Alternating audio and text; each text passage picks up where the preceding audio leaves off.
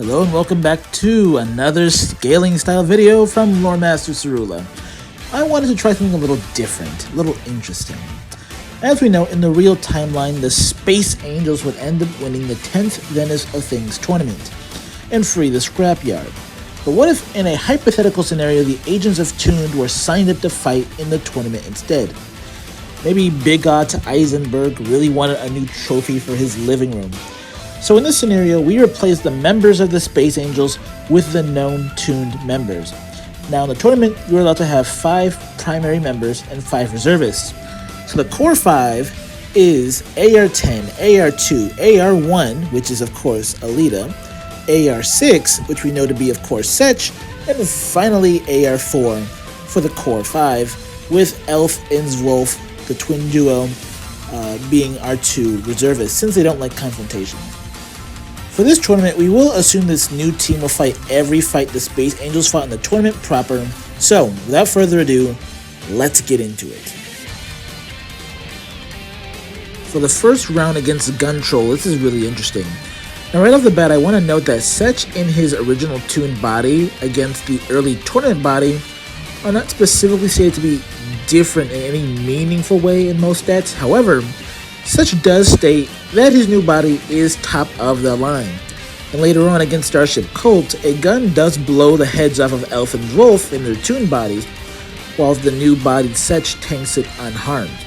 So for the scenario, we will assume that Setch's skill level is the same in the tuned body, but his durability, or rather her durability, is lowered. Still, the battle against the Guntroll Vanguards, Cohen and Getz play out pretty much identically. Setch and Elf and Zwolf are technically the strongest members of the tuned here, so they will come out here as well. And the old man's great mistake was showing mercy when he could have finished them off in canon.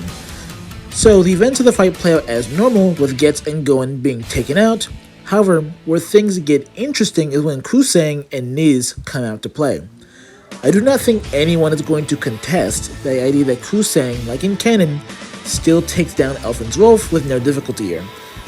However, what does change is the Niz versus Tuned Setch battle, as in the original fight, Niz does land a pile driver into the ground that does KO Setch for some time. So there's a strong possibility that if it knocked out, tournament bodied Setch, tuned body Setch just dies here. Granted, with mini Setch, she can be rebuilt, but this is still really bad. So with half the team down, who does the tuned send out next? The obvious choice is AR-2 would jump in on Niz. She's more aggressive and will be quicker on the draw than tuned Alita, whom she is stronger than. Meanwhile, against Kusang, sending in AR-10 would be the best choice. In both these matchups, the tuned have a excellent matchup. Niz has no known defense against Hertza, Heian, or other Panzer Kunst attacks, and he could easily be KO'd by AR-2 as she dances around his predictable punches. Kusang has no real way to do anything to AR-10. She has no range capabilities, and furthermore, the tuned Metals Bees can pester Sang, and her solenoid quench gun will do great damage against the likes of cyborgs. AR-10 should take a comfortable W here, and therefore the last of the Guntroll is sent out. Caerula Sanguis. Now in this order of events, practically all the other Guntroll died here, as the tuned are way more vicious than the Space Angels ever were. So Caerula's chance of going easy on them is lowered. Not to mention all the tuned are weaker than Imaginal's 1.0 Alita, and that Alita got washed badly by a massively holding back Caerula. A Caerula, mind you, Mombadi confirms is the strongest in the verse, and if the vampire tries at all, there's just nothing that can be done here.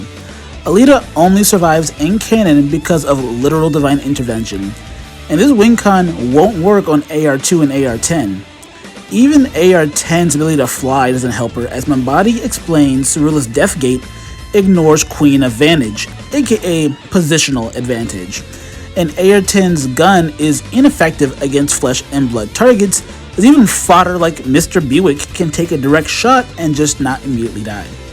So Caerula will absolutely kill the duo here, which means all 5 members of the primary tuned team are down, and they're knocked out of the tournament.